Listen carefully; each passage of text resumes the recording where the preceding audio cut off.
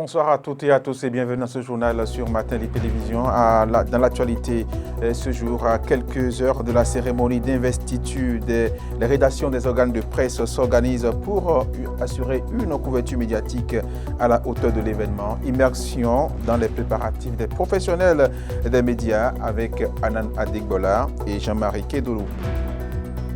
Dans ce journal également, ambiance festive et culturelle au Collège d'enseignement général Sainte-Rita de Cotonou. Depuis le 21 mai, élèves et enseignants célèbrent une journée culturelle à travers prestations artistiques, détente et moments de communion. Initiative à suivre également dans cette édition. Voilà pour le sommaire, le développement est à suivre dans un instant.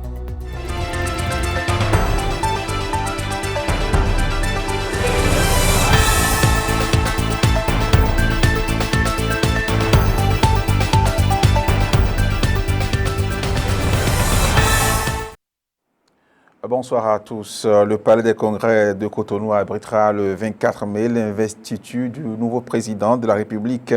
Les acteurs médiatiques s'apprêtent également à faire vivre à leurs auditeurs des moments forts de la cérémonie d'investiture pour une meilleure retransmission. Chaque rédaction définit ses stratégies. Notre équipe s'est rendue dans certaines rédactions. Reportage signé donc Anan Adegbola et Jean-Marie Kedoulou. Les professionnels des médias ne sont pas épargnés de la grande manifestation du dimanche prochain. L'investiture est cet événement qui rassemble plusieurs membres du gouvernement, des acteurs politiques, médias et plusieurs. Toutefois, comment s'apprête-t-il face à cet événement de grande envergure? L'investiture du président de la République, c'est un événement majeur dans la vie politique de notre pays et les médias doivent jouer un premier rôle. Donc on ne va pas se soustraire de cette mission-là. Donc depuis un moment, on a fait les formalités demandées par les autorités, les structures en charge de l'organisation de cette cérémonie d'investiture. Il faut s'inscrire pour pouvoir être pris en compte avec tout ce qui va avec les médias, c'est-à-dire les badges nécessaires pour pouvoir couvrir l'événement. Et après ça, la rédaction s'est mise au travail, la rédaction avec le programme de la radio. Parce que d'habitude, un dimanche comme ça, on a notre programme. Et là, il faut le changer. Parce qu'il faut forcément un programme spécial pour pouvoir permettre à nos auditeurs de vivre cette cérémonie d'investiture. Donc, oui, tout est quasiment prêt. Parce que nous avons déjà la tranche. Le chef programme a déjà accepté de modifier le programme pour la cérémonie. Et au-delà de ça, les journalistes qui sont conviés pour la tâche sont déjà informés. Ils savent qu'ils doivent être spécialement au boulot ce dimanche-là. Et si quelque chose n'est pas encore totalement prêt, c'est que nous n'avons pas encore eu notre accréditation. L'inscription, elle est faite. On a eu la confirmation qu'on s'est inscrit.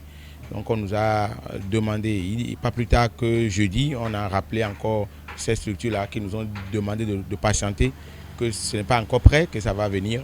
Donc on attend que l'accréditation qui va nous permettre d'avoir accès au lieu et puis le tour est joué. Bien, c'est une cérémonie d'envergure.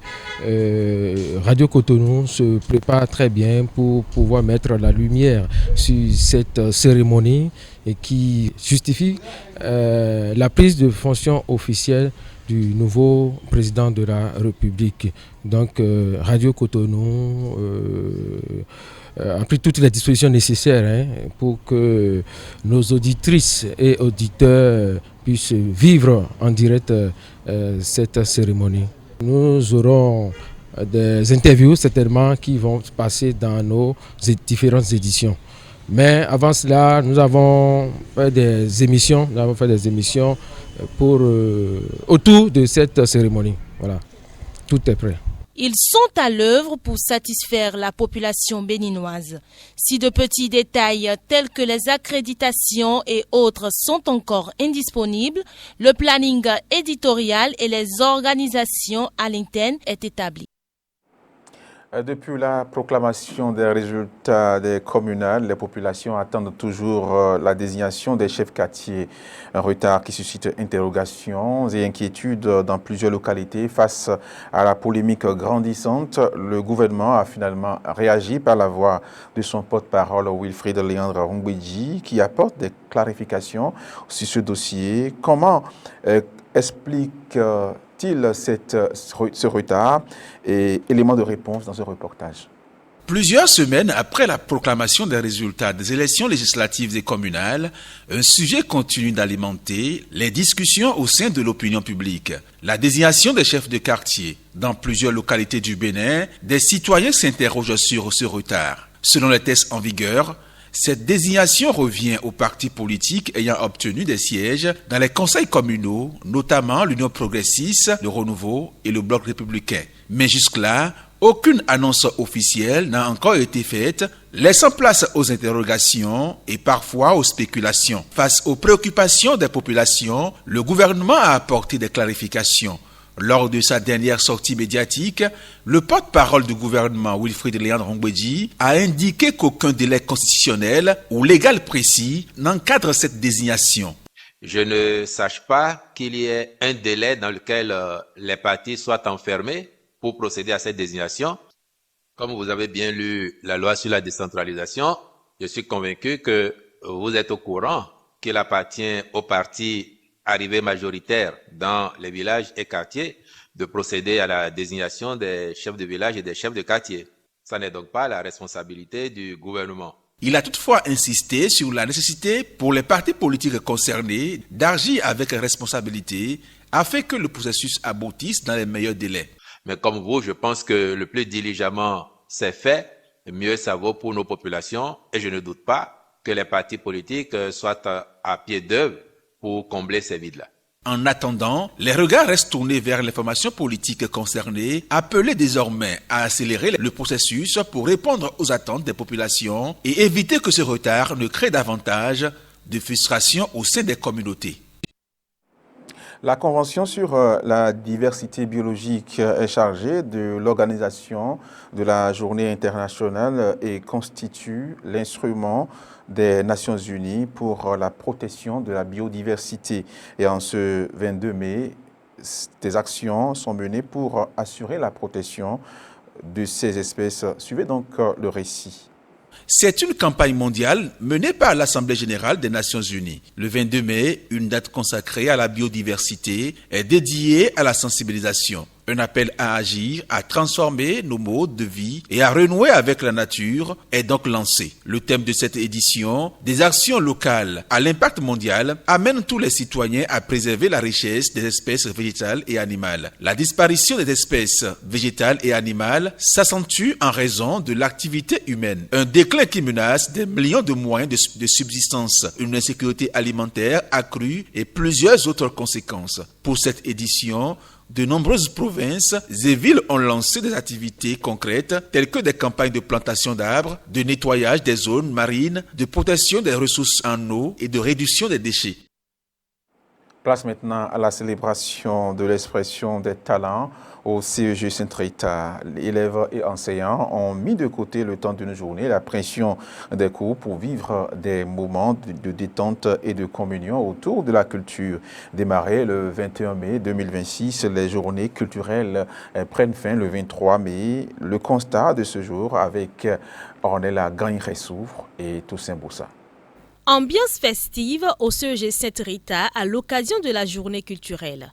Entre danse, prestations artistiques et animations diverses, les élèves affichent leur joie et leur enthousiasme face au programme concocté pour l'événement. En fait, on fait souvent des interprétations, des jeux de danse. Aujourd'hui, cette année, on a amené la bataille des couleurs qui aura lieu ce soir.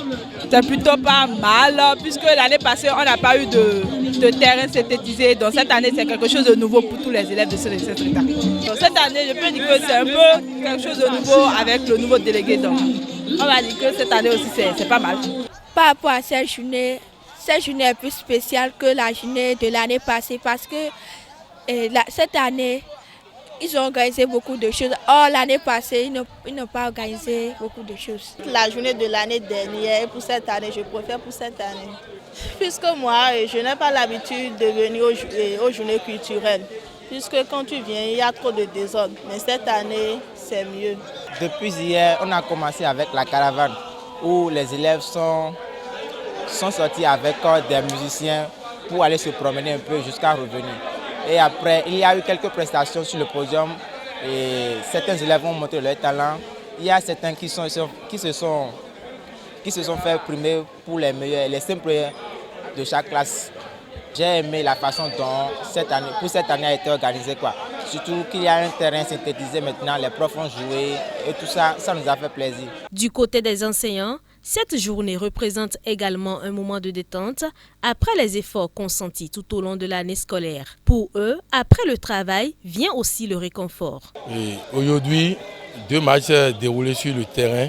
Professeur madrilène contre professeur barcelonais. Et on a joué, on a fait un score de 4 buts partout. Maintenant, qu'est-ce qui va suivre maintenant? Les professeurs vont se retrouver dans une salle pour se réjouir un peu. Parce qu'après l'effort, c'est le réconfort. Maintenant, à partir de 15h, devant le bâtiment B là-bas, il y aura des défilé de mode, des élèves, de l'ambiance. Jusqu'à 17h, 18h, au plus 18h30, on clôture. Cette célébration est surtout une vitrine de valorisation des talents des apprenants.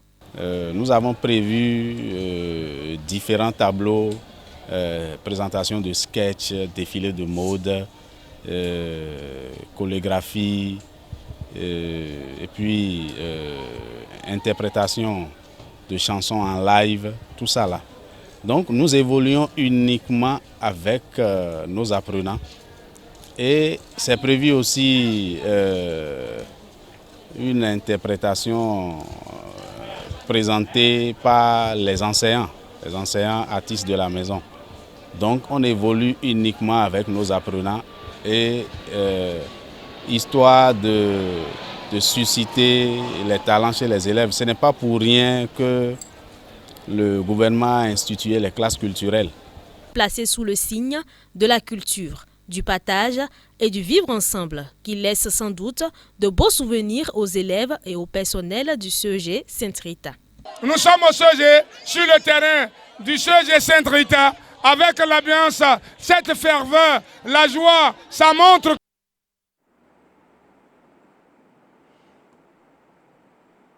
Et voilà qui vient mettre un terme à cette édition, mesdames et messieurs. Merci de l'avoir suivi, portez-vous bien, passez un très bon week-end.